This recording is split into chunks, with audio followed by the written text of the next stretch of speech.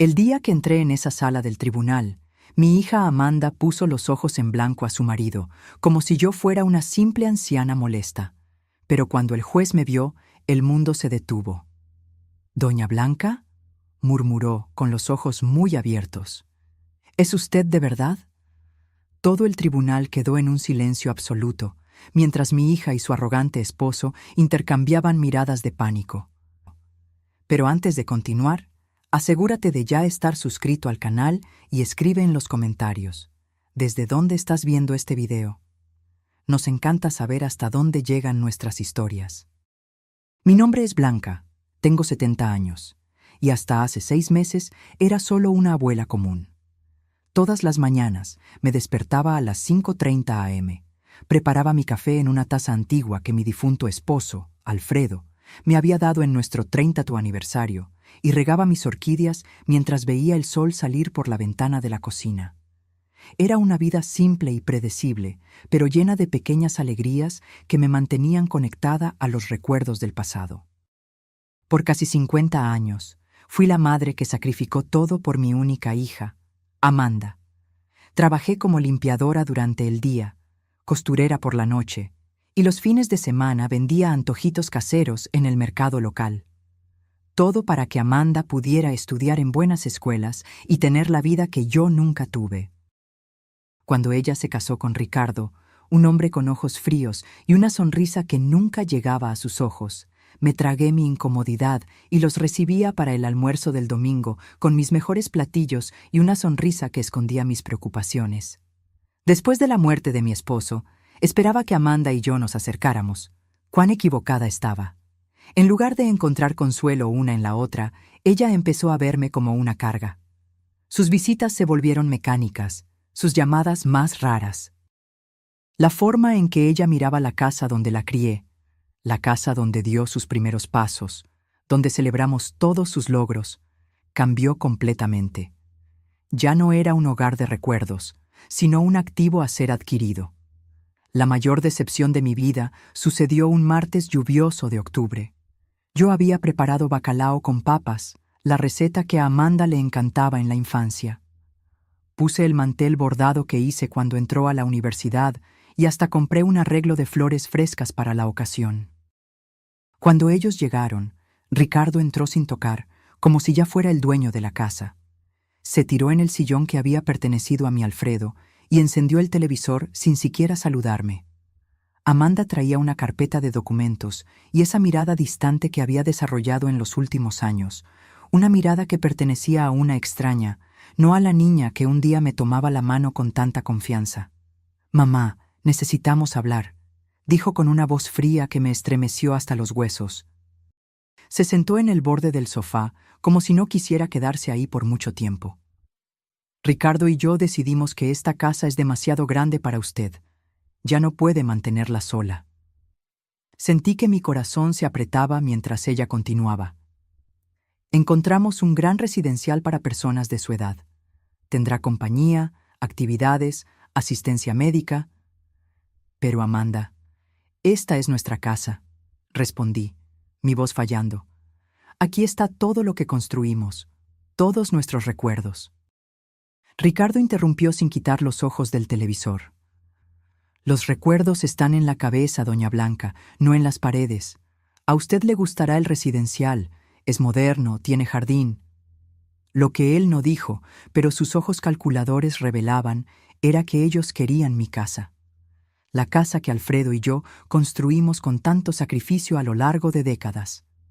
La casa donde guardábamos no solo recuerdos, sino también una parte de nuestras almas. Amanda puso la carpeta sobre la mesa. «Ya nos encargamos de toda la documentación. Solo tiene que firmar».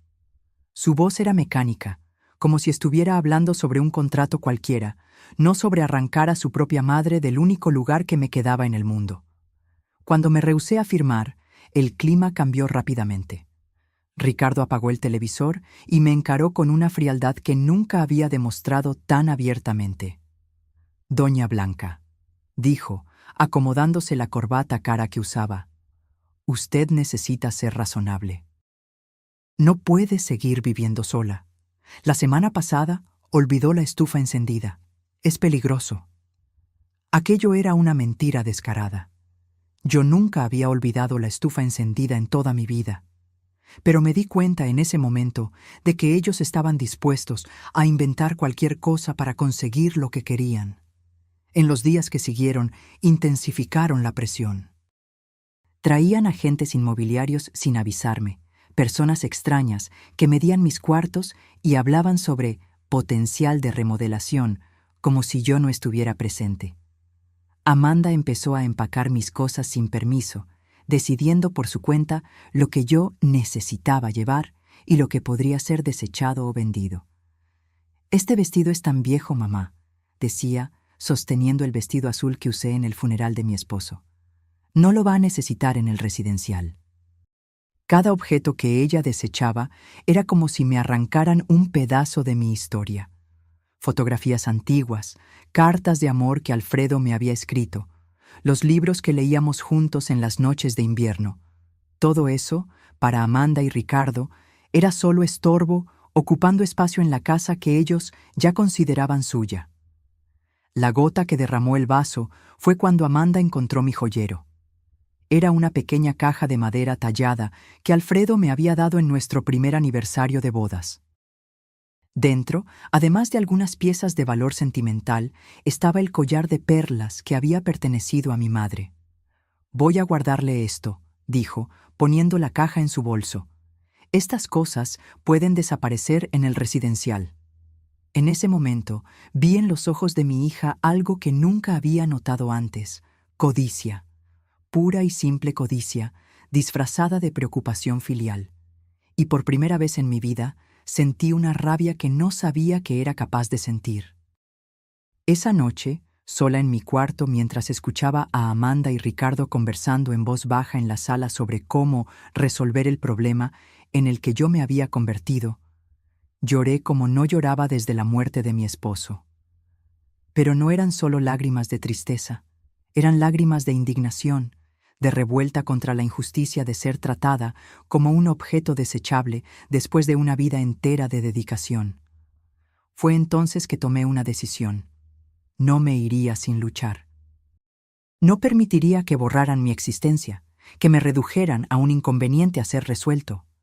Con esa determinación recién descubierta, me sequé las lágrimas y empecé a pensar en cómo podría defenderme de aquellos que debían protegerme. Lo que no sabía era que, en poco tiempo, descubriría un secreto que cambiaría completamente el equilibrio de poder en esa casa. Un secreto que mi querido Alfredo había guardado para protegerme justamente de un momento como este. A la mañana siguiente, Amanda llegó temprano con más cajas y una determinación renovada. «Hoy vamos a organizar la oficina de papá», anunció ella, dirigiéndose al cuarto que yo mantenía intacto desde que Alfredo partió, hace 3 años. «No», respondí con una firmeza que la sorprendió. «Ese lugar aún no está listo para ser tocado». «Mamá, ya pasaron 3 años», replicó con impaciencia. «No podemos mantener un santuario para siempre. La casa necesita ser preparada para la venta». Me di cuenta en ese momento de que no importaba lo que yo dijera. Ellos ya habían decidido mi futuro. La casa sería vendida, con o sin mi consentimiento. Encontrarían una forma de declararme incapaz si yo no cooperaba.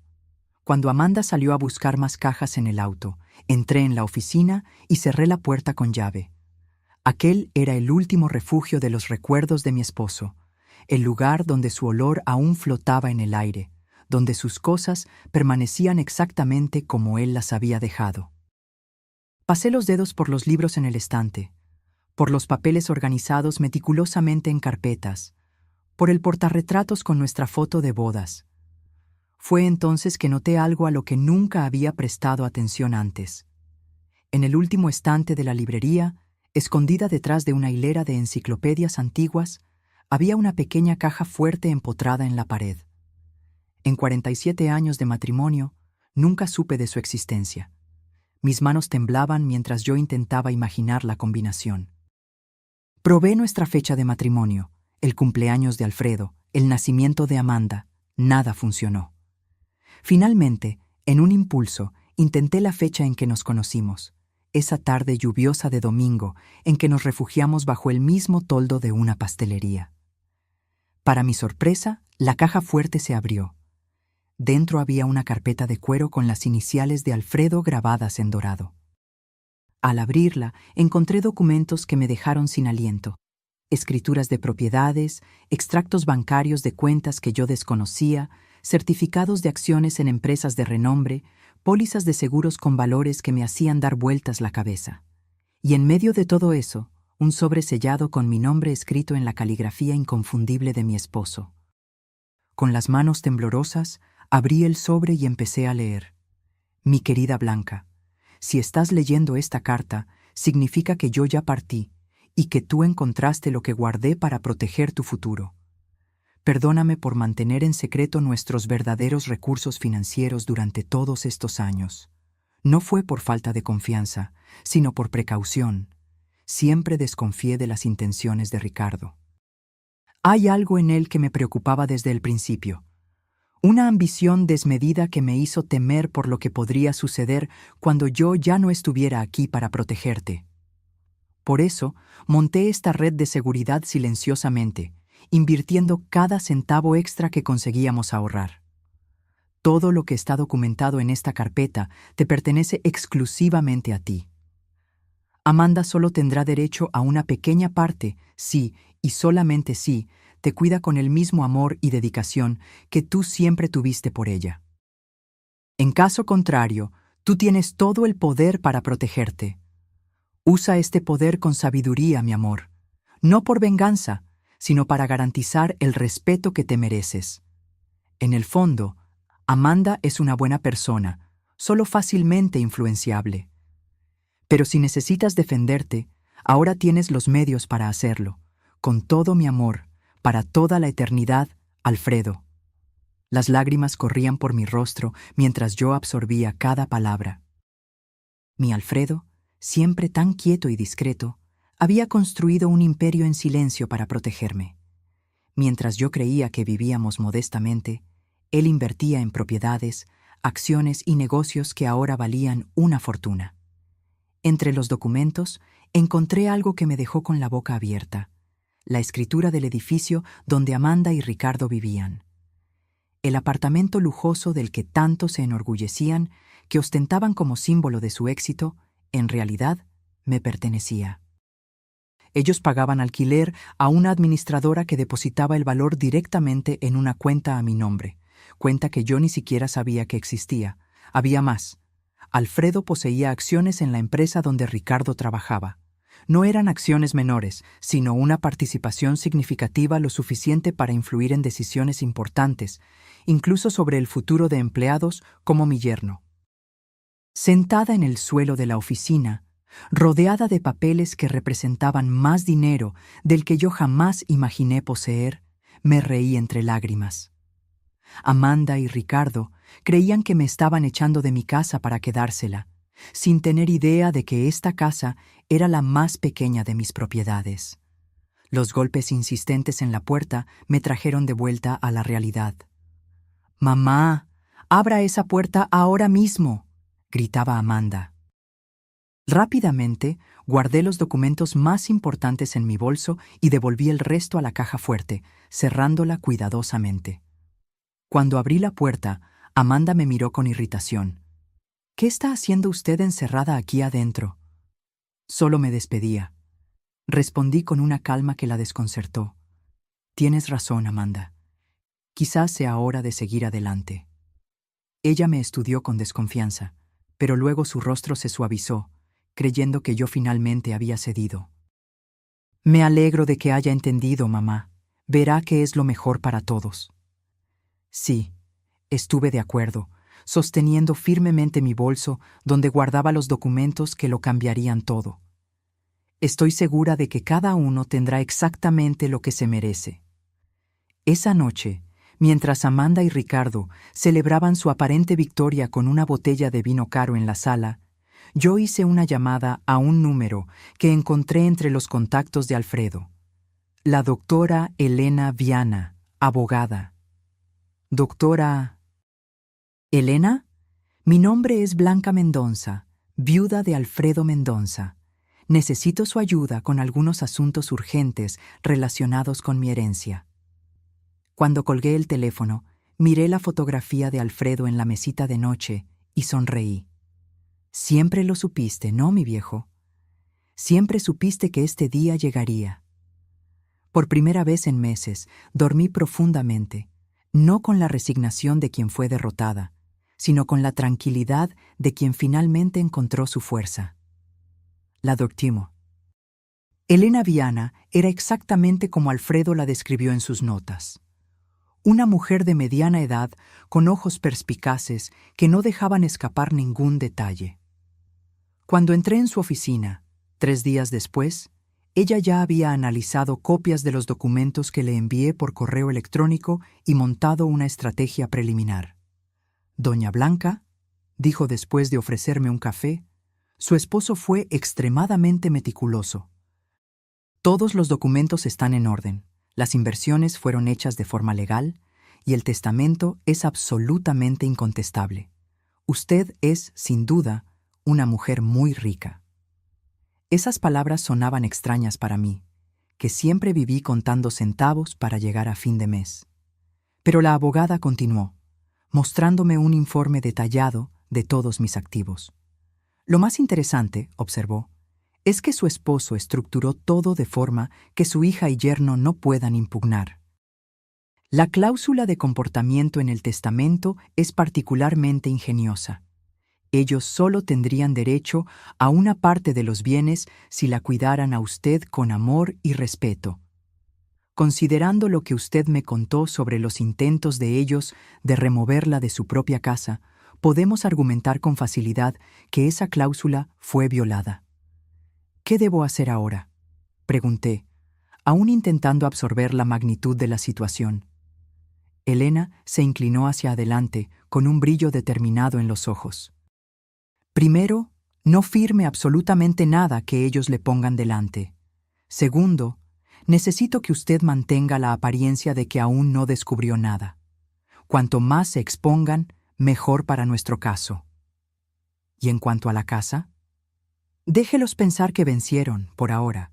Finja que está considerando la mudanza al residencial. Pida visitar el lugar. Cuestione sobre los costos. Cuanto más se rebelen, más munición tendremos. En las semanas siguientes, seguí las orientaciones de Elena al pie de la letra. Permití que Amanda y Ricardo continuaran con sus planes, fingiendo resignación mientras secretamente documentaba cada conversación, cada amenaza velada, cada intento de menospreciarme o de hacerme parecer incapaz. Ricardo llegó a traer un médico amigo para evaluar mi condición mental, un hombre que apenas me examinó antes de sugerir que yo podría estar desarrollando demencia. Grabé toda la consulta fraudulenta en mi celular siguiendo las instrucciones de Elena. Amanda, por su parte, intensificó sus esfuerzos para vaciar la casa. Cajas y más cajas de mis recuerdos eran empacadas, etiquetadas y enviadas para donación, o simplemente desechadas. Dolía ver mis recuerdos siendo tratados con tanto desprecio, pero me mantuve firme, sabiendo que cada acto de ellos solo fortalecía mi caso. Una tarde, mientras Amanda catalogaba mis pertenencias en la sala, dejé escapar una información, como quien no quiere nada. ¿Sabes, Amanda? Estaba pensando en darte mi collar de perlas antes de ir al residencial. Era de tu abuela, al fin y al cabo. Ella dejó de hacer lo que estaba haciendo, visiblemente interesada. ¿El collar de perlas? ¿El que guardabas en la cajita de madera? Sí, pero no consigo encontrarlo. ¿Tú lo viste por ahí? Amanda se ruborizó ligeramente. No. No sé de qué está hablando. Es extraño, continué inocentemente. Tampoco encuentro los aretes de zafiro que tu papá me dio en nuestro 40º aniversario. Espero que no se hayan perdido en la mudanza. Vi la incomodidad en sus ojos, la culpa momentánea que pronto fue sustituida por una excusa mal elaborada sobre haber guardado mis joyas en un lugar seguro. Más tarde, reporté esa conversación a Elena, que sonrió satisfecha. Perfecto, estamos construyendo un caso sólido de abuso patrimonial. El momento decisivo vino cuando, siguiendo el consejo de Elena, pedí visitar el tal residencial antes de tomar mi decisión final. Amanda y Ricardo me llevaron un domingo, mostrándome un lugar que parecía más un depósito de ancianos que el paraíso que habían prometido. Cuartos minúsculos, empleados sobrecargados y un olor a desinfectante que apenas disimulaba el olor a orina en el aire. ¿No es maravilloso, mamá?, Amanda preguntó con entusiasmo forzado. Mire, hasta tiene una sala de televisión comunitaria. Miré la deprimente sala donde media docena de ancianos miraban fijamente un televisor antiguo y sentí que mi estómago se revolvía. ¿Cuánto cuesta este lugar?, pregunté. Ricardo respondió prontamente. No se preocupe por eso. Venderemos su casa y el dinero será más que suficiente para cubrir los costos por muchos años. ¿Y si vivo más tiempo que el dinero? El silencio que siguió fue respuesta suficiente. Ellos no habían pensado en eso, o peor, habían pensado y no les importaba. De vuelta a casa, permanecí en silencio mientras ellos discutían animadamente sus planes para remodelar la casa tan pronto yo me fuera. Hablaban sobre derrumbar paredes, modernizar la cocina, transformar mi cuarto en una oficina en casa para Ricardo. ¿Y el cuarto de papá?, pregunté de repente. Amanda vaciló. Bueno, estábamos pensando en transformarlo en un cuarto de huéspedes o quizás un closet más grande. Entiendo, respondí, mirando por la ventana del auto para esconder el dolor en mis ojos. Esa noche, llamé a Elena y le dije, «Estoy lista, vamos a seguir con el plan». 2 días después, Amanda y Ricardo aparecieron con los papeles finales para la transferencia de la casa y mi internamiento en el residencial. Un hombre de traje los acompañaba, el abogado de ellos, que después descubrí que era solo un amigo de Ricardo que trabajaba como consultor inmobiliario. «Mamá, le trajimos los documentos para que firme», Amanda anunció, esparciendo papeles por la mesa de la cocina. «Tan pronto firme aquí y aquí, podemos finalizar su mudanza al residencial. Ya reservamos una vacante para la próxima semana». Miré los papeles con calma, fingiendo estudiarlos mientras escuchaba el timbre sonar. «¿Quién puede ser?», preguntó Ricardo, irritado con la interrupción. «Debe ser mi amiga Margarita», respondí inocentemente. Le pedí que viniera a ayudarme con algunas cosas. Cuando Ricardo abrió la puerta, no fue Margarita quien entró, sino Elena Viana, acompañada por un oficial de justicia y un asistente social. «Buenas tardes», dijo con una sonrisa profesional. «Soy la doctora Elena Viana, abogada de la señora Blanca Mendonza. Venimos para una visita oficial relacionada con una denuncia de intento de estafa y abuso contra un anciano». El rostro de Amanda perdió todo color, mientras Ricardo intentaba mantener la compostura. «Debe haber algún error», dijo, extendiendo la mano que Elena ignoró completamente. «Solo estamos ayudando a mi suegra a mudarse a un lugar más adecuado a su edad». «Interesante», respondió Elena, apuntando a los papeles en la mesa. «Entonces puedo presumir que estos documentos fueron revisados por un abogado independiente representando los intereses de la señora Blanca». El silencio fue ensordecedor.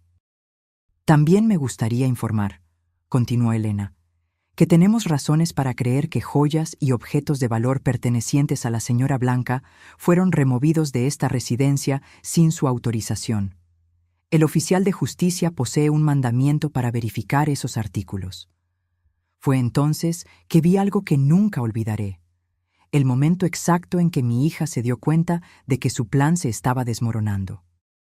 Sus ojos se abrieron con pánico, después se estrecharon con rabia y finalmente se llenaron de lágrimas cuando la comprensión la alcanzó. «Mamá», susurró, «¿qué hiciste?». Me levanté lentamente, sintiendo una fuerza que no sabía que poseía. «¿Qué hice yo, Amanda? Me defendí, así como tu papá sabía que un día yo necesitaría hacerlo». El oficial de justicia y el asistente social empezaron a documentar el estado de la casa, fotografiando las cajas apiladas, los cuartos parcialmente vaciados, los papeles de transferencia sin firmar sobre la mesa. Elena permanecía a mi lado, una presencia calma y autoritaria que emanaba confianza. «Señora Blanca», dijo el asistente social, «¿usted se siente coaccionada a dejar su residencia en contra de su voluntad?» «Sí», respondí con firmeza. «Mi hija y mi yerno me han presionado por meses, llegando a amenazar con declararme mentalmente incapaz si yo no accedía a ir a un asilo». Amanda se adelantó, indignada. «Esto es absurdo. Solo estamos intentando cuidarla. Ella está confundida, ha olvidado cosas, ha dejado la estufa encendida». «Interesante», interrumpió Elena, retirando un pequeño dispositivo de su bolsillo.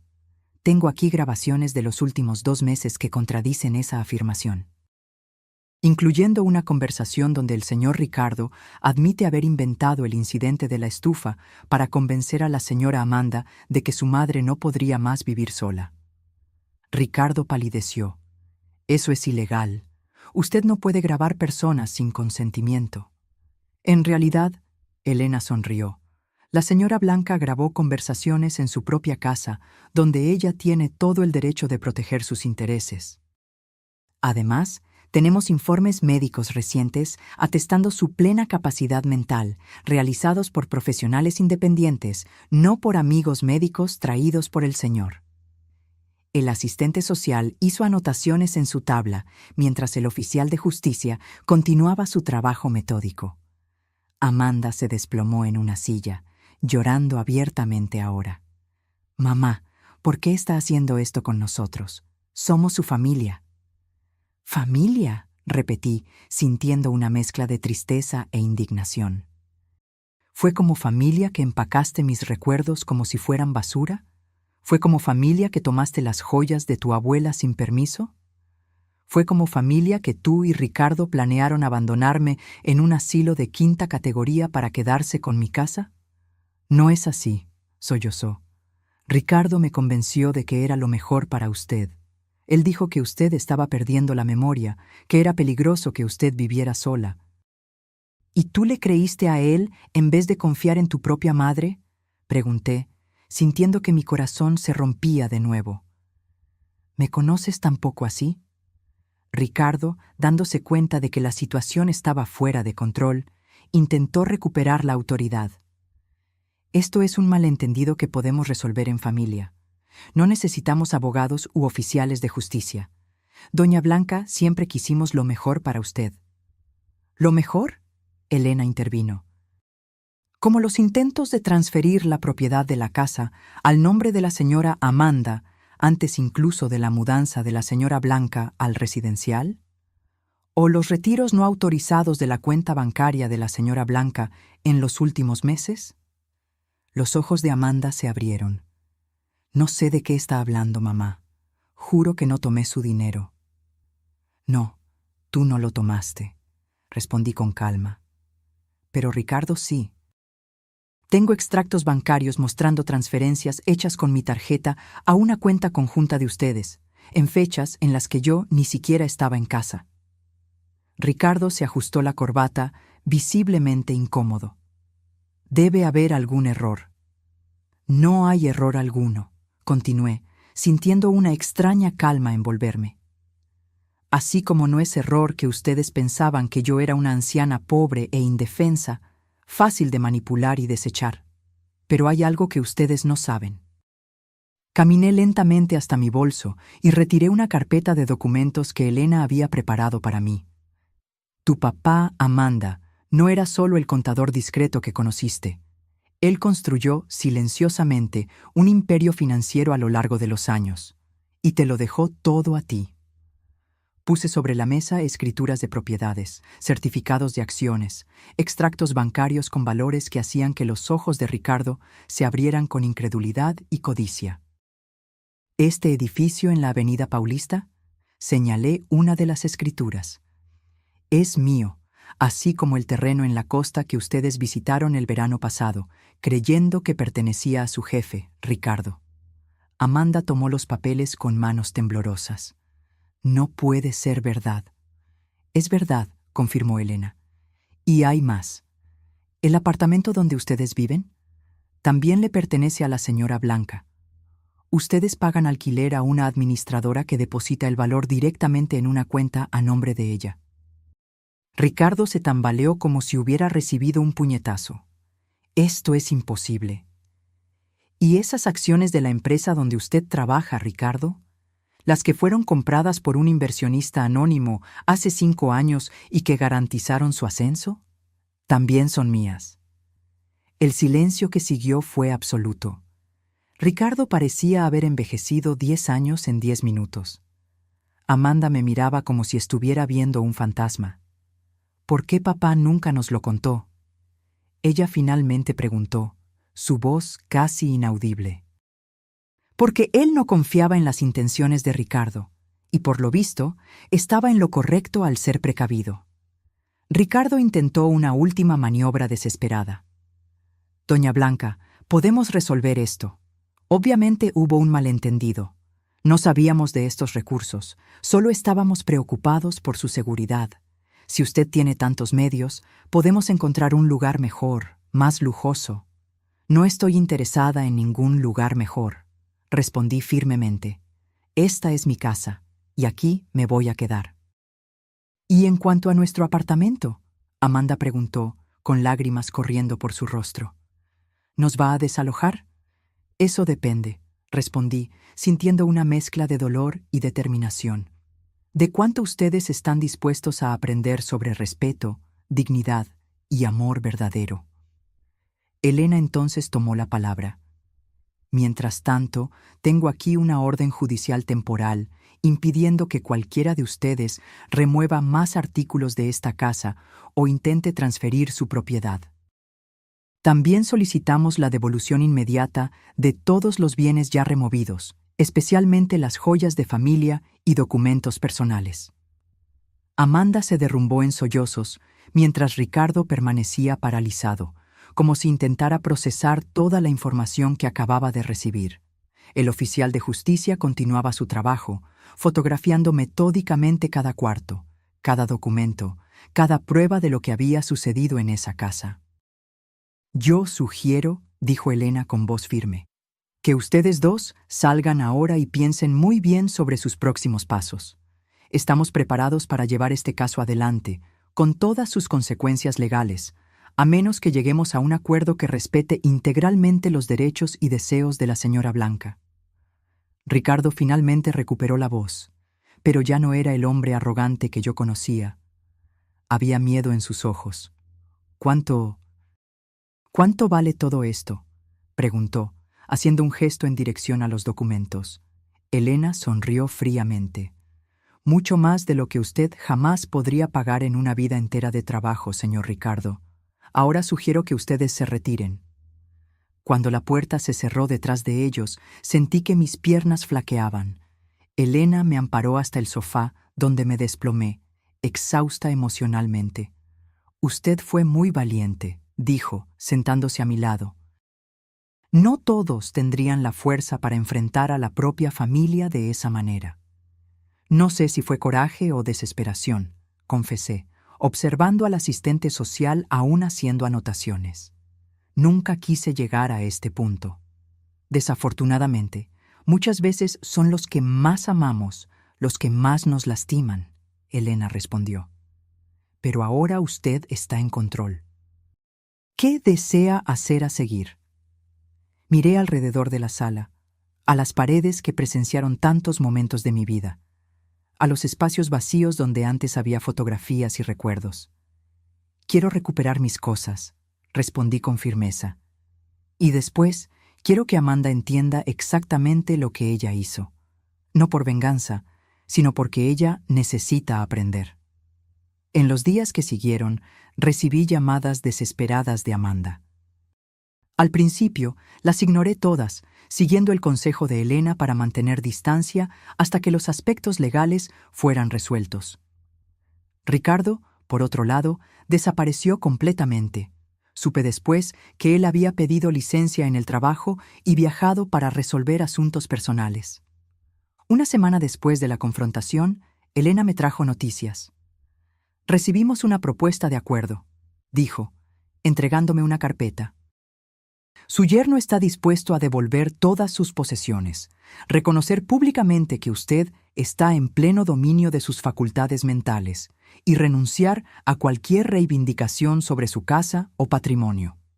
¿Y qué quiere él a cambio?, pregunté, conociendo demasiado bien el carácter de Ricardo para creer en arrepentimiento sincero. Que usted no use su influencia como accionista para perjudicarlo en la empresa y que no lo desaloje del apartamento inmediatamente. Él pide 6 meses para encontrar otro lugar. Consideré la propuesta por un momento. ¿Y Amanda? ¿Qué dice ella sobre esto? Elena vaciló. Su hija no participó en esta negociación. Por lo que entendí, hay tensiones en el matrimonio después de la revelación. Aquello no me sorprendió. Ricardo siempre había sido el tipo de hombre que abandona el barco cuando empieza a hundirse. Ahora que sabía que no conseguiría mi fortuna, probablemente ya estaba culpando a Amanda por el fracaso del plan. Diga a Ricardo que acepto sus condiciones, con una salvedad. Respondí después de pensar por un momento. Si él quiere permanecer en el apartamento por 6 meses, tendrá que aumentar el valor del alquiler en 50%. Al fin y al cabo, ahora él sabe quién es el verdadero propietario. Elena sonrió. Será un placer transmitir su mensaje.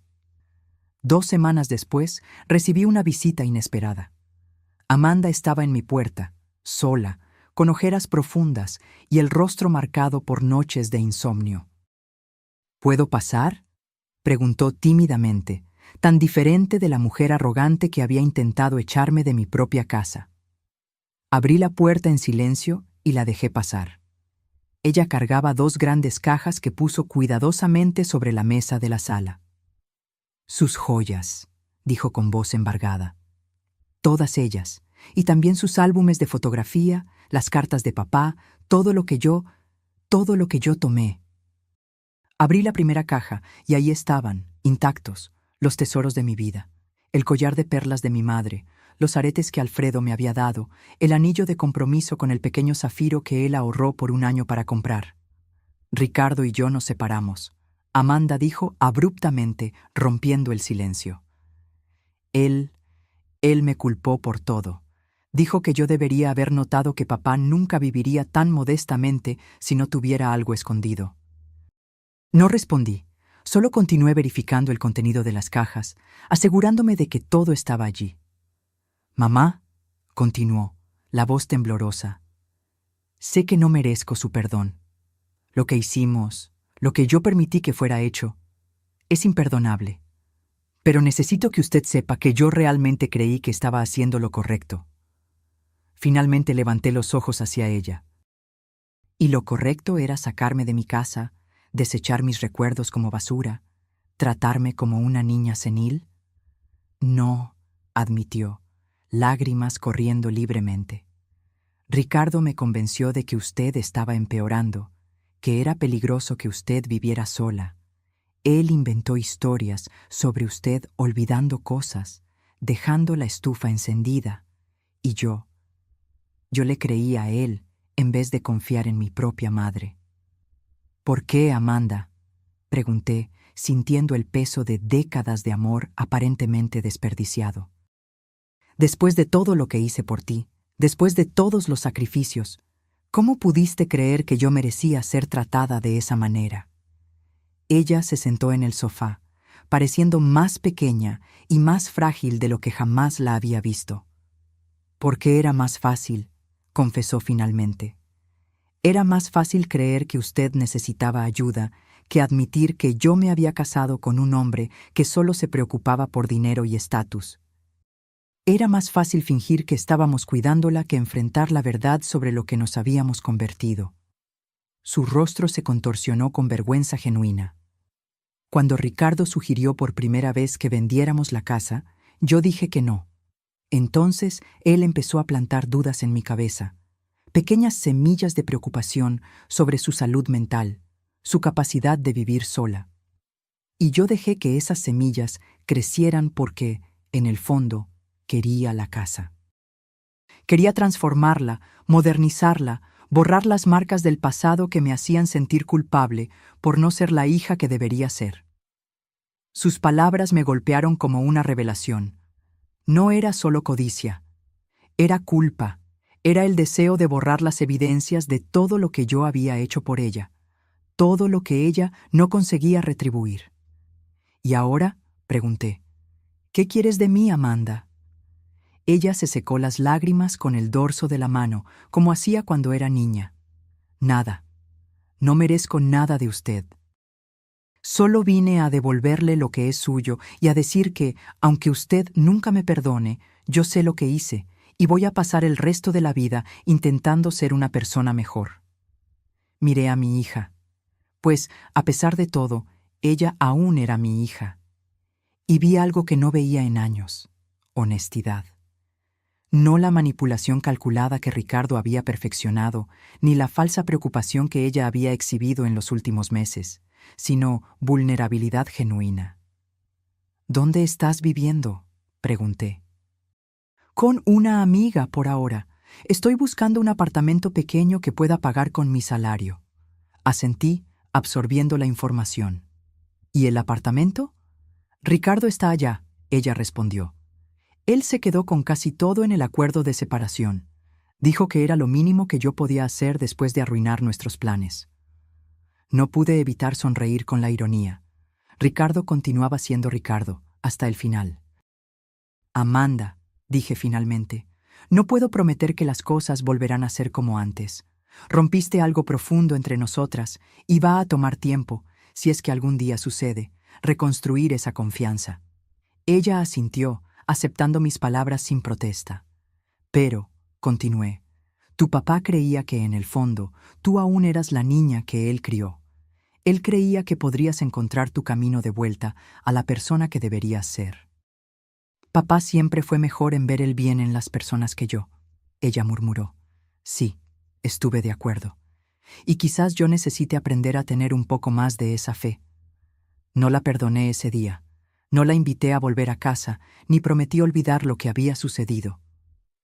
Pero cuando ella se levantó para irse, no la impedí de abrazarme brevemente, un contacto tímido e inseguro que contenía tanto arrepentimiento como esperanza. Después de que ella partió, me quedé sola con mis joyas recuperadas y el dolor de una traición que aún estaba muy fresca. Pero por primera vez en meses, también sentí algo diferente. No solo la satisfacción de haberme defendido, sino la posibilidad, aunque remota, de curación. 2 semanas después de la visita de Amanda, recibí una llamada inesperada de Elena. Doña Blanca, surgió una situación que usted debería saber. Ricardo no pagó el alquiler aumentado conforme a nuestro acuerdo y, por lo que supe, está planeando dejar el país. ¿Dejar el país? ¿Para dónde? Aparentemente, él tiene un primo en España. Mis fuentes en su empresa indican que él renunció y ya está vendiendo sus pertenencias. Aquello no me sorprendió. Ricardo siempre fue del tipo que huye cuando las cosas se ponen difíciles. Lo que me sorprendió fue lo que Elena dijo a seguir. Hay otra cosa. Amanda me buscó ayer, pidiendo ayuda jurídica. Ella descubrió que Ricardo vació sus cuentas conjuntas antes de la separación y la dejó con diversas deudas a su nombre. Sentí un pinchazo en el pecho. A pesar de todo, era mi hija la que estaba sufriendo. ¿Qué pretende hacer ella? Estamos entrando con medidas cautelares para impedir que él salga del país sin resolver sus pendientes. Pero, sinceramente, creo que él ya transfirió el dinero al exterior. Amanda está prácticamente en bancarrota, además de endeudada. Después de colgar, me quedé mirando por la ventana por un largo tiempo, observando el jardín donde Amanda solía jugar cuando era niña. Recordé la carta de Alfredo, de sus palabras sobre usar el poder no para lastimar, sino para proteger y enseñar. Al día siguiente, le pedí a Elena que preparara algunos documentos y llamé a Amanda. Necesitamos hablar, dije simplemente. Ella llegó puntualmente, vestida con ropas simples que yo nunca la había visto usar. El glamour de esposa de ejecutivo había desaparecido completamente. Elena me contó sobre Ricardo. Empecé tan pronto nos sentamos. Sobre las deudas, el dinero, todo. Amanda asintió resignadamente. Él planeó todo eso hace meses, Mientras fingíamos preocuparnos por usted, él ya estaba preparando su huida. Fui tan estúpida, mamá, tan ciega. Muchas mujeres inteligentes son engañadas por hombres como Ricardo, respondí. No te culpes por eso. Cúlpate por lo que tú me hiciste a mí, no por lo que él te hizo a ti. Ella bajó los ojos, aceptando la dura verdad en mis palabras. Tengo una propuesta para ti, continué, deslizando una carpeta por la mesa. No es caridad ni perdón automático, es una oportunidad. Amanda abrió la carpeta dubitativamente y sus ojos se abrieron al leer el contenido. ¿Esto es un contrato de trabajo? Sí, para la Fundación Alfredo Mendonça. Una organización que estoy creando para ayudar a ancianos víctimas de abuso familiar y abandono. La idea había nacido durante mis noches de insomnio, cuando me di cuenta de que mi historia no era única. ¿Cuántos otros ancianos estaban siendo manipulados por familiares codiciosos? ¿Cuántos estaban siendo forzados a dejar sus casas, a renunciar a sus vidas, sin tener la suerte que yo tuve de contar con un esposo precavido? ¿Usted quiere que yo trabaje para usted?, Amanda preguntó, confundida. Quiero que tú trabajes para la fundación. Tu conocimiento en administración será útil. El salario es modesto, pero justo, y hay una cláusula de vivienda. Puedes ocupar el apartamento pequeño en el fondo de esta casa, lo que te ahorrará en alquiler mientras reorganizas tu vida. ¿Por qué?, ella susurró. ¿Por qué haría esto por mí después de todo? Me levanté y caminé hasta la ventana, observando mi jardín floreciendo bajo el sol de la tarde. No estoy haciendo esto por ti, Amanda. Estoy haciendo por la mujer que tú puedes llegar a ser. Por la hija que tu papá creía que tú aún eras, en el fondo. Y estoy haciendo por todos los ancianos que no tuvieron la suerte que yo tuve, que no tienen cómo defenderse. Me di la vuelta para encararla. Tu trabajo será arduo y frecuentemente doloroso. Vas a escuchar historias que te recordarán lo que tú misma intentaste hacerme a mí. Tendrás que mirar a los ojos de personas que fueron traicionadas por aquellos que debían amarlas. Y, quizás, a través de ese trabajo, tú entiendas verdaderamente lo que intentaste hacer. Amanda sostenía el contrato con manos temblorosas. No sé si merezco esta oportunidad. Probablemente no la mereces, respondí con honestidad. Pero tu papá siempre decía que el perdón no es algo que se merezca, es algo que se ofrece. No estoy lista para perdonarte completamente, pero estoy dispuesta a ofrecer un camino. En los meses que siguieron, transformé mi dolor en propósito.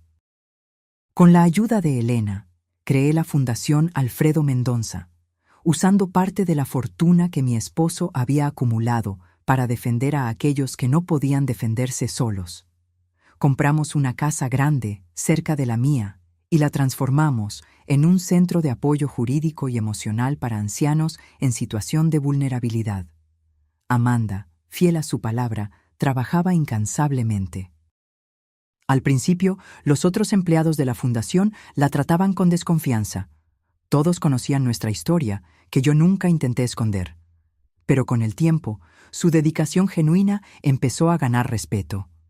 La vía de redención no fue fácil para ella. Hubo días en que llegaba a casa, pues el pequeño apartamento en el fondo de mi casa se había convertido en su hogar, con los ojos rojos de tanto llorar después de escuchar historias particularmente dolorosas de ancianos abandonados o explotados. ¿Cómo puede mirarme todos los días sabiendo lo que yo intenté hacer?, me preguntó una noche, cuando nos encontramos en la cocina compartida. Porque veo que estás intentando cambiar, respondí simplemente. Y porque tu papá creía que tú podías ser mejor. Ricardo nunca regresó. Supimos, a través de contactos de la fundación, que él se había establecido en España y ya estaba involucrado con otra mujer, una viuda rica, por coincidencia o patrón. Parte de mí se preguntaba si debería alertarla, pero otra parte sabía que algunos depredadores solo son detenidos cuando encuentran una presa que muerde de vuelta. Un año después de la creación de la fundación, recibí una honra que nunca esperé, un premio de derechos humanos por nuestro trabajo con ancianos vulnerables. El día de la ceremonia, Mientras me preparaba para dar mi discurso, miré a la platea y vi a Amanda en la primera fila, aplaudiendo con lágrimas en los ojos. Esa noche, después de la ceremonia, mientras caminábamos por el jardín de mi casa, nuestro jardín, como estaba empezando a pensar, Amanda me entregó un pequeño paquete. «¿Qué es esto?», pregunté. «Ábralo», ella respondió nerviosamente. Dentro había un libro artesanal, hecho a mano. En las páginas, Amanda había pegado fotografías antiguas de nuestra familia, muchas de las mismas fotos que ella había empacado tan descuidadamente un año antes, pero ahora cada una venía acompañada de una carta escrita a mano, recordando el momento capturado y reflexionando sobre el significado de esos recuerdos. «Pasé meses buscando estas fotos», ella explicó. Algunas estaban con Ricardo, otras con amigos a los que se las regalé sin pensar. Quería reunir nuestros recuerdos nuevamente, no para borrarlos, sino para honrarlos. Hojeé el libro con cuidado, sintiendo el peso de las décadas de historia familiar en mis manos. En la última página había una foto reciente de la fundación, con todo el equipo reunido enfrente del edificio, y abajo una simple inscripción: «Para mi mamá, que me enseñó que nunca es demasiado tarde para empezar de nuevo». Y para mi papá, que siempre supo que yo encontraría mi camino de vuelta. Esa noche, por primera vez en más de un año, abracé a mi hija sin reservas. No era un perdón completo. Algunas heridas son demasiado profundas para cicatrizar completamente. Pero era un comienzo, un reconocimiento de que ambas estábamos cambiando, creciendo, aprendiendo a ser una familia nuevamente, esta vez basada en respeto mutuo en vez de obligación. Mientras observábamos las estrellas desde nuestro jardín compartido, pensé en Alfredo y en cómo él había planeado todo esto. No solo la protección financiera, sino también la posibilidad de redención. Él conocía a nuestra hija mejor que cualquiera de nosotras. Sabía que ella podría perderse, pero también creía que ella podría encontrar su camino de vuelta a la luz. Y mientras las estrellas brillaban encima de nosotras, sentí que él tenía razón, sobre todo. 18 meses después de la creación de la fundación, recibí una noticia que lo cambiaría todo nuevamente. Uno de los abogados voluntarios que trabajaba con nosotros me buscó con una expresión grave. «Doña Blanca, encontramos algo que usted debería ver», él dijo, entregándome una carpeta. Durante nuestra investigación para el caso de la señora Olivia, descubrimos que el mismo esquema fue usado contra varias otras ancianas. ¿Y adivine quién está detrás de todo? Abrí la carpeta y sentí que mi sangre se helaba. Ahí estaba Ricardo, usando otro nombre, pero inconfundible en las fotografías de vigilancia.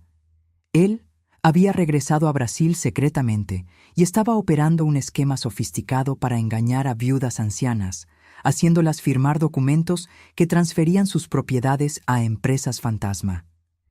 «Él volvió», murmuré, «y está haciendo lo mismo con otras mujeres». El abogado asintió sombríamente. «Ya informamos a las autoridades, pero necesitamos a alguien que lo conozca para hacer una identificación formal, alguien que pueda testificar sobre sus métodos y su personalidad». Esa noche, conversé con Amanda sobre el descubrimiento. Ella palideció al ver las fotografías y los documentos. Él no cambió nada, ella dijo con amargura. Solo encontró nuevas víctimas.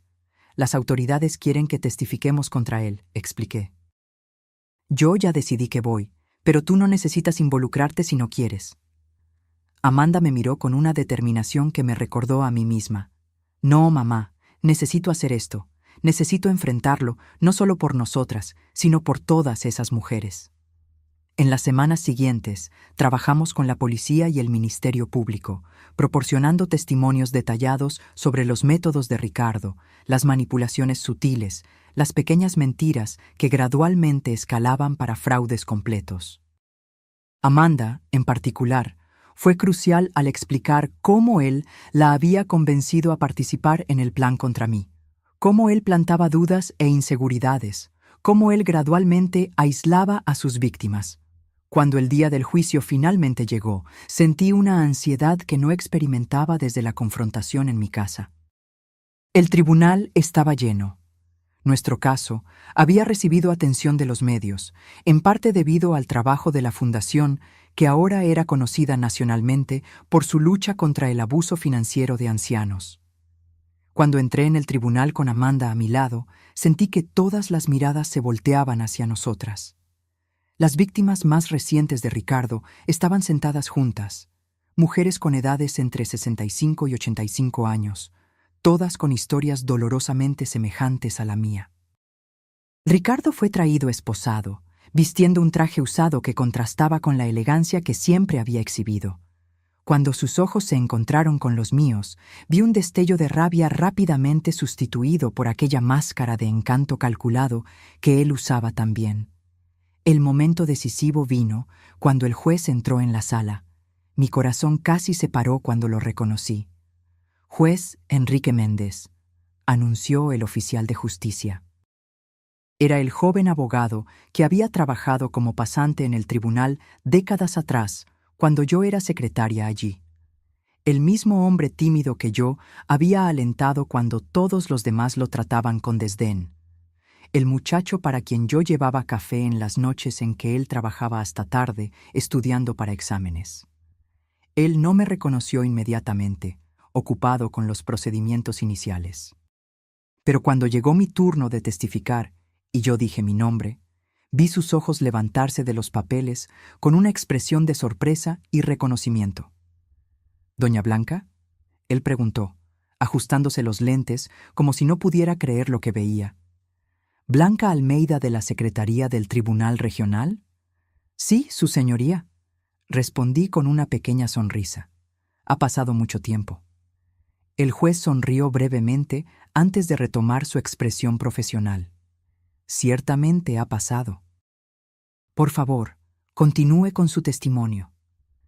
Durante las 2 horas siguientes, narré en detalles todo lo que Ricardo había hecho, cómo él había manipulado a mi hija, cómo había intentado despojarme de mi casa y dignidad, cómo había planeado abandonarme en un asilo de calidad dudosa. Hablé sobre el descubrimiento de la fortuna que mi esposo había dejado y cómo eso había frustrado sus planes. «Y ahora», concluí, «él está haciendo lo mismo con otras mujeres que no tuvieron la suerte que yo tuve de contar con un esposo precavido».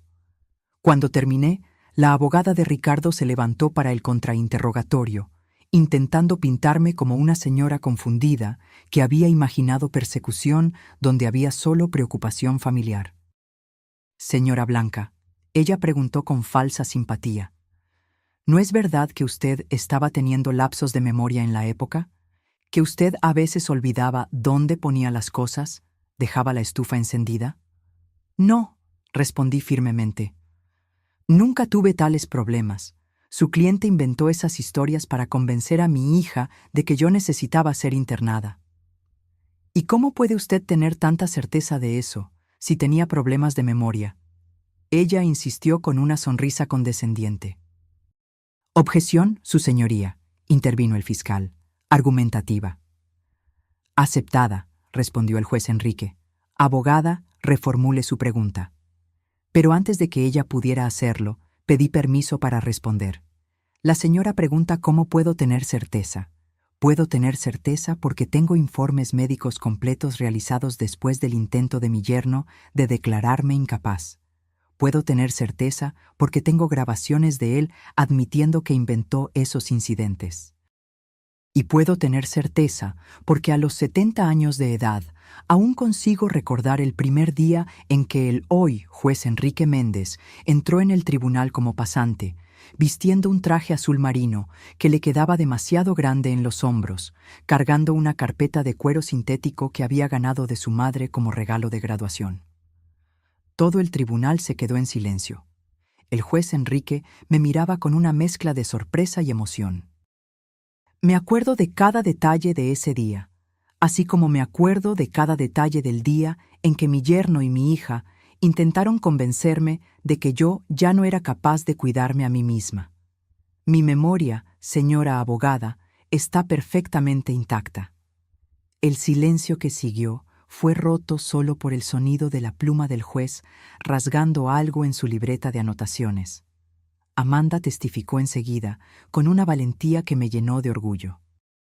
Ella habló abiertamente sobre cómo había sido manipulada, sobre su propia culpa y arrepentimiento, sobre el camino de redención que había encontrado a través del trabajo en la fundación. Ricardo me convenció de que mi mamá estaba perdiendo la capacidad mental, ella explicó con la voz embargada. Él empezó con pequeñas sugerencias. ¿Notaste cómo tu mamá olvidó el nombre de aquel actor? ¿Viste cómo confundió las fechas? Hasta que empecé a ver problemas donde no existían. Cuando Ricardo finalmente testificó, fue como ver a un actor en escena. Él negó todas las acusaciones. Se pintó como un yerno preocupado que solo quería lo mejor para su suegra. Llegó a derramar lágrimas falsas al hablar sobre cómo estaba herido con las acusaciones. Pero entonces el fiscal presentó las evidencias, grabaciones, documentos falsificados, testimonios de todas las otras víctimas cuyas historias eran casi idénticas a la mía. Y finalmente, registros bancarios mostrando cómo él había desviado dinero de todas ellas. Al final del juicio, que duró 3 días, el juez Enrique Méndez pronunció su sentencia. Ricardo Alves da Costa. Este tribunal lo considera culpable de todas las acusaciones de estafa, falsedad ideológica, coacción y abuso contra ancianos vulnerables. El señor explotó la confianza de familiares y de mujeres que, en sus años dorados, merecían protección y respeto, no manipulación y robo. El juez ajustó los lentes, mirando directamente a Ricardo. Particularmente perturbador para este tribunal es la frialdad con que el señor planeó y ejecutó sus crímenes, apuntando específicamente a personas que el señor consideraba débiles e incapaces de defenderse. Él hizo una pausa, entonces continuó con una voz que combinaba autoridad y emoción contenida. Por estos crímenes, condeno al señor a 12 años de reclusión en régimen cerrado, además de la restitución integral a las víctimas y multa proporcional al daño causado. Mientras Ricardo era llevado fuera del tribunal, el juez Enrique me miró y me hizo un pequeño gesto de reconocimiento que pocos notaron, pero que para mí significó todo. Un recordatorio de que bondades pequeñas, como alentar a un joven pasante inseguro décadas atrás, pueden regresar cuando menos se espera. Al salir del tribunal, fuimos rodeadas por reporteros y por otras ancianas que habían asistido al juicio para buscar inspiración y esperanza. Una señora de cerca de 80 años se acercó a mí con lágrimas en los ojos. «Usted me dio valor», ella dijo, tomando mis manos. Después de verla en el periódico hablando sobre la fundación, me di cuenta de que mi sobrino estaba haciendo lo mismo conmigo. Gracias a usted, conseguí parar antes de que fuera demasiado tarde. Esa noche, en casa, Amanda y yo nos sentamos en el jardín con una botella de vino, celebrando no solo la victoria en el tribunal, sino también el camino que habíamos recorrido juntas. ¿Sabes qué es lo más irónico?, ella dijo, mirando a las estrellas. Si Ricardo nunca hubiera intentado tomar su casa, la fundación jamás habría existido. Todas esas mujeres que estamos ayudando ahora no tendrían a dónde ir. Tu papá siempre decía que incluso en las peores situaciones podemos encontrar propósito, respondí. Creo que, al final, él estaba en lo correcto sobre eso también. Amanda sonrió, una sonrisa que finalmente alcanzaba sus ojos, recordándome a la niña que ella había sido antes de que Ricardo entrara en nuestras vidas. Él estaría orgulloso de usted, mamá, de todo lo que usted construyó a partir del dolor. De nosotras dos, corregí gentilmente. Él siempre supo que tú encontrarías tu camino de vuelta. Miramos al cielo estrellado en silencio por algunos minutos, cada una perdida en sus propios pensamientos. La fundación se había convertido en más que solo un trabajo para nosotras. Era una misión compartida, un propósito que nos reconectó de una forma que yo nunca imaginé ser posible después de todo lo que habíamos pasado. Lo que sucedió hoy en el tribunal, Amanda dijo finalmente, cuando el juez la reconoció, fue como ver al destino desenvolviéndose, como si todas las piezas finalmente encajaran. La vida es así, respondí. A veces las gentilezas que ofrecemos regresan cuando más las necesitamos. Nunca imaginé que aquel joven pasante tímido un día se convertiría en el juez que condenaría a Ricardo. Usted siempre fue así, ¿no? Siempre ayudando a los otros sin esperar nada a cambio. Sonreí, recordándome de todos los pequeños gestos a lo largo de mi vida que nunca consideré extraordinarios. Llevar café a pasantes que trabajaban hasta tarde, defender a empleados más jóvenes de jefes tiránicos, ofrecer un hombro amigo a colegas en dificultades. Es solo la forma como fui criada, respondí. Tu abuela siempre decía que la bondad es la única inversión que nunca falla. Amanda levantó su copa. A la justicia y a la bondad que siempre regresa. 5 años pasaron desde el juicio de Ricardo. La Fundación Alfredo Mendonça se volvió una referencia nacional en la defensa de los derechos de los ancianos. Lo que empezó como una pequeña oficina de apoyo jurídico se expandió para 3 unidades en diferentes ciudades, ofreciendo no solo asistencia legal, sino también apoyo psicológico, actividades sociales y, más recientemente, vivienda temporal para ancianos en situación de vulnerabilidad. En una mañana soleada de primavera, yo estaba sentada en el jardín de la fundación, observando a un grupo de señoras participando de una clase de tai chi, cuando Amanda se acercó con un sobre en las manos. Llegó hoy, ella dijo, entregándome el sobre con el sello del Ministerio de Justicia. Creo que es lo que estábamos esperando. Con manos ligeramente temblorosas por la edad, ahora con 75 años, yo ya sentía el peso de los años en las articulaciones, abrí el sobre y leí su contenido. Fue aprobado, anuncié, sintiendo un nudo en la garganta. El proyecto de ley blanca para protección patrimonial y psicológica de ancianos vulnerables fue sancionado ayer. Amanda se sentó a mi lado, sus ojos brillando con lágrimas contenidas. Lo conseguimos, mamá. Realmente lo conseguimos. El proyecto, fruto de 3 años de trabajo incansable junto a legisladores y organizaciones de defensa de los derechos de los ancianos, creaba mecanismos legales más robustos para proteger a personas mayores de 65 años contra abusos financieros y psicológicos, especialmente aquellos perpetrados por familiares. Era la culminación de todo lo que habíamos aprendido con nuestra propia experiencia dolorosa, transformada en un instrumento que podría evitar que miles de otros ancianos sufrieran el mismo calvario. Tu papá estaría tan orgulloso, murmuré, guardando la carta cuidadosamente de vuelta en el sobre. No solo de nosotras, sino de cómo su previsión nos permitió crear algo tan más grande que nosotras mismas. Amanda tomó mi mano arrugada entre las suyas. A los 50 años, ella se había convertido en una mujer fuerte y compasiva, completamente diferente de aquella persona manipulada e insegura que casi me echó de mi propia casa. Su trabajo en la fundación la había transformado, así como me había transformado a mí. Tengo algo para mostrarle, ella dijo, ayudándome a levantarme. Una sorpresa que estamos preparando para la celebración del aniversario de la fundación. Caminamos juntas hasta la nueva ala del edificio principal, que había sido mantenida cerrada en las últimas semanas durante las remodelaciones. Amanda abrió la puerta y me condujo para adentro. Las paredes, antes vacías, ahora estaban cubiertas con fotografías, docenas de ellas enmarcadas cuidadosamente. Eran rostros de ancianos a los que habíamos ayudado a lo largo de los años, cada uno con una pequeña placa contando brevemente su historia. Este es el corredor de las historias, Amanda explicó. Queremos que todos los que visiten la fundación vean los rostros y conozcan las historias de las personas que ayudamos, para que entiendan que cada anciano no es solo un caso, sino una vida entera de experiencias, recuerdos y dignidad. En el centro de la pared principal había un espacio vacío esperando un cuadro más grande.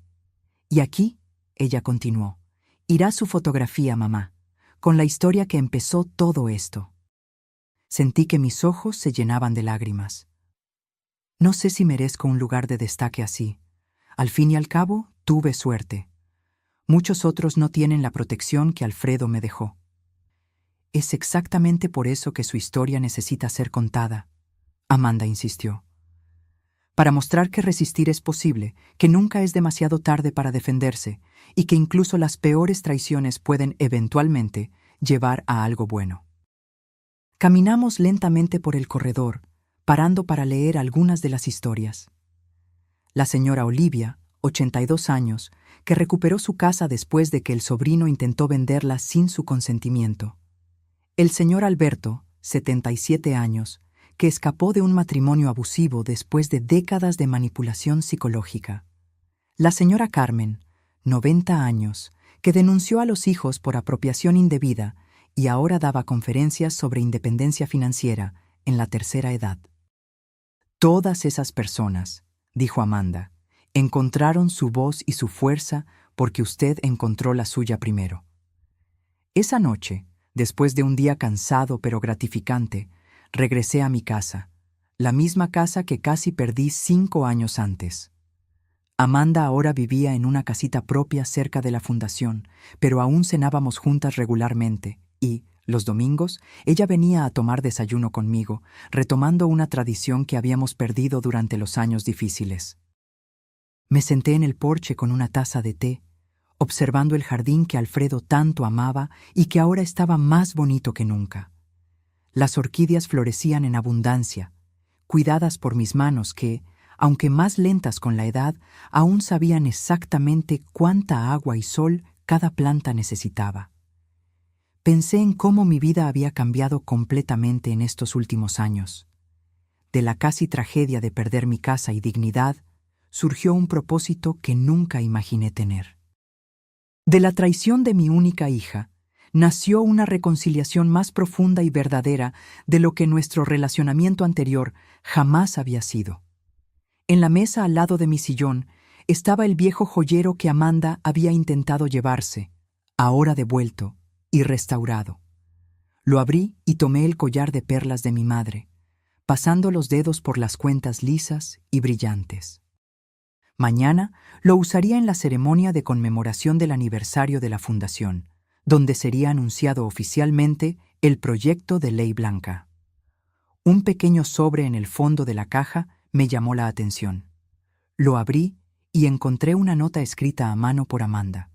Mamá, nunca podré borrar completamente el dolor que causé, pero espero seguir siendo digna de la segunda oportunidad que usted me dio. Cada día en la fundación me recuerda que nuestro trabajo no es solo sobre leyes y derechos, sino sobre restaurar la dignidad que muchos intentan quitar de nuestros ancianos. Gracias por enseñarme que nunca es demasiado tarde para empezar de nuevo. Nunca es demasiado tarde para hacer lo correcto. Con todo mi amor y gratitud, Amanda. Guardé la nota de vuelta en la caja, sintiendo una paz que solo viene cuando finalmente entendemos que incluso las experiencias más dolorosas pueden llevarnos a lugares que nunca imaginamos alcanzar. A la mañana siguiente, cuando me preparaba para la ceremonia, miré mi reflejo en el espejo. Vi los cabellos blancos que ahora usaba con orgullo, las arrugas que marcaban un rostro que había conocido tanto sufrimiento como alegría, los ojos que habían llorado tantas lágrimas, pero que ahora brillaban con propósito y satisfacción. Y pensé en lo que diría en mi discurso, en las palabras que me gustaría que otras mujeres de mi edad escucharan y se llevaran consigo. Nunca es demasiado tarde para defenderse. Nunca es demasiado tarde para transformar dolor en propósito. Y nunca, jamás, es demasiado tarde para descubrir su propia fuerza, incluso cuando aquellos que debían protegerla son los mismos que intentan derribarla. Cuando llegué a la fundación esa mañana, fui recibida por una multitud de rostros sonrientes. El equipo que habíamos construido, los ancianos que habíamos ayudado, autoridades y partidarios que creían en nuestra causa. Y en el centro de todo, Amanda, ahora directora ejecutiva de la fundación, me esperaba con un abrazo cálido y sincero. Al subir al escenario para dar mi discurso, miré a todas esas personas y sentí una profunda gratitud por todo. Sí, por todo, incluso por los intentos de Ricardo y Amanda de quitarme todo. Porque sin aquella oscuridad, yo jamás habría descubierto la luz que ahora iluminaba tantas otras vidas. Mi nombre es Blanca, empecé, ajustando el micrófono. Tengo 75 años y esta es la historia de cómo casi lo perdí todo, solo para encontrar un propósito más grande de lo que jamás imaginé. Y mientras compartía mi jornada, vi en los ojos de la platea el reconocimiento, la esperanza y, más importante, la determinación de que mi historia no sería única, que juntas estábamos creando un mundo donde los ancianos serían tratados con el respeto y la dignidad que merecen. Al final del discurso, cuando los aplausos resonaban por el salón, miré al cielo a través de las ventanas altas y sonreí. ¿Viste, Alfredo?, pensé. Tuviste razón, sobre todo. Ahora, si te gustó esta historia, dale clic ya a este próximo video que está apareciendo en la pantalla porque en él la historia de traición y giro como nunca antes viste.